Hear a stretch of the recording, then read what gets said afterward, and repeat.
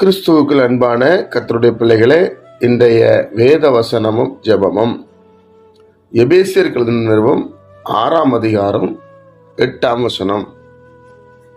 மனுஷருக்கென்று ஊழியம் செய்யாமல் கர்த்தருக்கென்றே நல் மனதோடு ஊழியம் செய்யுங்கள்.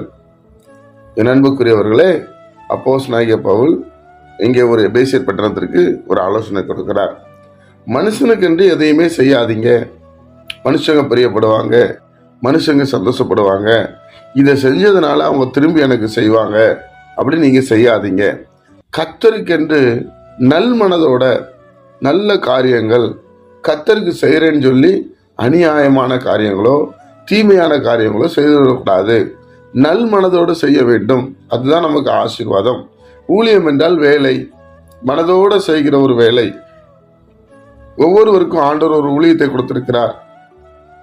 சிலருக்கு போதிக்கிற ஊழியம், சிலருக்கு ஆலயத்தை கிளீன் பண்ற ஊழியம், சிலருக்கு ஆலயத்துக்காக கொடுக்கிற ஒரு ஊழியம், சிலருக்கு கிராம ஊழியம், இப்படி மிஷினரி தாங்கிறது, ஏராளமான ஊழியங்களை தேவன் கொடுத்திருக்கிறார். அதுல எதையுமே நம்ம முறுமுறுக்காம நல் மனதோடு செய்ய வேண்டும். விருப்பம் இருந்தால் அவங்களுக்கு கொடுக்கணும். விருப்பம் இல்லைன்னா கர்த்தர் ஏதோ நமக்கு சொல்ல விரும்புகிறார் என்று கர்த்தருடைய சித்தத்துக்கு ஒப்பு கொடுக்க நீங்க பழகணும். அப்போ தவறு பண்ற ஊழியக்காரங்க கூட நமக்கு வரல அப்படி சொன்னா அவங்களும் சரி செய்ய நிறைய சான்சஸ் இருக்கிறது. என் அன்பு கர்த்தருடைய பிள்ளைகளே, அப்போ மனுஷர்களுக்கு என்று ஊழியம் செய்யக்கூடாது. மனுஷங்க சந்தோஷப்படுவாங்க நான் கொடுக்கறதுனால, இல்லை நான் சொல்றதுனால மனுஷங்க என்னை ரொம்ப பெருமைப்படுத்துவாங்க, அப்படி நம்ம ஊழியம் செய்யக்கூடாது என்று வேதம் நமக்கு அழகாய் போதிக்கிறது. கர்த்தருக்கென்றே நம்ம ஊழியம் செய்ய வேண்டும். நல்ல மனசோடு செய்ய வேண்டும். முழு மனதோடு செய்ய வேண்டும். இதுவெல்லாம் கர்த்தர் எனக்கு கொடுத்தது, அதனால நான் கர்த்தருக்கு ஊழியம் செய்கிறேன் அப்படி செய்யணும். கர்த்தர்கிட்ட வாங்கி கர்த்தருடைய நாமத்தினால அவருடைய ஊழியங்களுக்கும் ஏழை ஜனங்களுக்கும் நம்ம கொடுக்குறோம். இந்த ஒரு எண்ணம் நமக்கு இருந்துகிட்டே இருக்கணும். நான் கொடுத்தேனே, இவங்க திரும்பி எனக்கு தரலையே, நான் அன்னைக்கு உதவி செஞ்சேன், இன்னைக்கு எனக்கு யாரும் உதவி செய்யலை, அப்படி எண்ணம் வரவே கூடாது. ஏன் வரக்கூடாதுன்னு சொன்னால், உங்களுடைய எதிர்பார்ப்பு இயேசு மேலே தான் இருக்கணும், மனிதர்கள் மேலே இருக்கவே கூடாது.